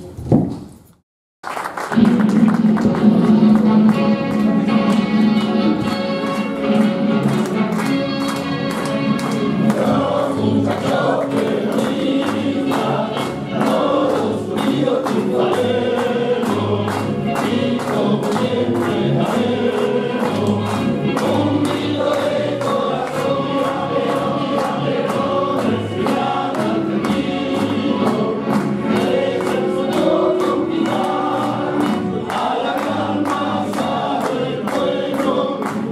Bachelet.